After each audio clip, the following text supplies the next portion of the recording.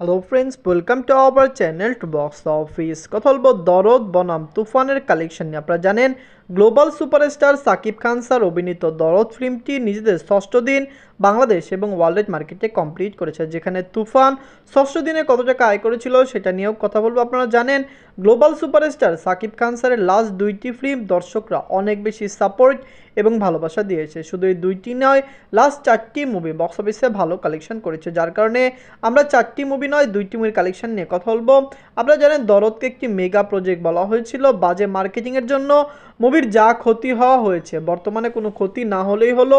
দর্শকরা এই মুভিকে সাপোর্ট করলে অবশ্যই এটি লং টাইমে বক্স অফিসে ভালো কালেকশন এনে দিবে। কথা বলবো এই দুইটি মুভির কালেকশন নিয়ে। ভিডিও ভালো লাগে তো লাইক করবেন, এবং এখনও যদি বক্স অফিস চ্যানেলটি সাবস্ক্রাইব না করে থাকেন, সবার আগে সকল movie latest update plus box office collection জানার জন্য আমাদের চ্যানেলটি সাবস্ক্রাইব করে নেবেন। প্রথমত হলো বাজেট নিয়ে। দরদের বাজেট ছিল 10 কোটি টাকা, তুফানের বাজেট ছিল 15 কোটি টাকা। আমরা জানিয়ে দেই তুফান একটি মেগা প্রজেক্ট, দর্শকরা সাপোর্ট করলে লাইফ টাইম কালেকশন খুবই ভালো হবে। আপনি জানিয়ে দেই মুভিটি ডে বাই ডে ভালো কালেকশন করেই চলছে।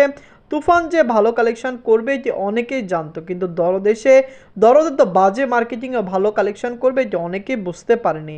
বাংলাদেশের সিনেপ্লেক্স মাল্টিপ্লেক্সের থেকে মুভির কালেকশন ভালো এসেছে। অবশ্যই দর্শকরা এই মুভিকে সাপোর্ট করলে লাইফ টাইমে মুভিটি আরও বেশি আয় করবে। আপনি জানিয়ে দেই দরদ কিন্তু খুবই বাজে মার্কেটিংয়ের সাথে রিলিজ হয়েছে। প্রধান কারণ এই মুভিটির গান এবং ট্রেলার সময় মতো রিলিজ করা হয়নি। মুভি রিলিজ হওয়ার 2 দিন আগে এই দুইটি জিনিস রিলিজ হয়েছে, যেটি বলা যায় একটি বাজে মার্কেটিং। কারণ আপনারা জানেন একটি সময়ে মুভিটিকে যদি ঠিকমতো মার্কেটিং না করা হয়, দর্শকদের মধ্যে মুভি নিয়ে এত বেশি আকর্ষণ তৈরি হয় না।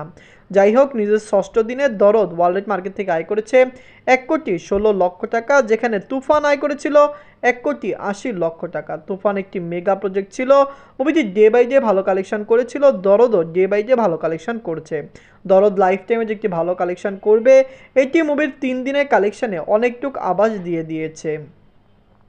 টোটাল যে গ্রোসলেশনের কথা বলি, দরদ টোটাল এখনও গ্রোসলেশন করেছে 6 দিনে 10,18,00,000 টাকা, যেখানে তুফান 6 দিনে আয় করেছিল 19,55,00,000 টাকা। তো আপনারা বুঝতে পারছেন দরদের থেকে double collection Toofan day by day দিয়েছিল, কিন্তু তারপরও আমরা দরদ নিয়ে খুবই এক্সাইটেড, খুবই আশাবাদী। Global superstar Shakib Khan sir recent time ভালো ফিল্ম দিয়েছে এবং তার ফিল্মগুলি দর্শকদের মন জয় করেছে, যার কারণে আমরা আশা রাখছি দরদ মুভিটি বক্স অফিসে ভালো কালেকশন করবে।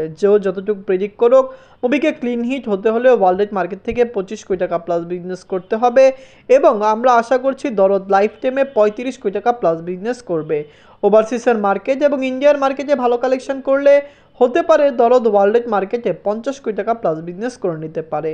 দরদ এবং তুফান এই দুইটি মুভির মধ্যে সবচেয়ে সেরা বাংলা মুভি কোনটি? কোন মুভিটিকে আপনার কতটুকু পজিটিভ রিভিউ দিবেন কমেন্ট বক্সে জানিয়ে দিয়েন। ধন্যবাদ।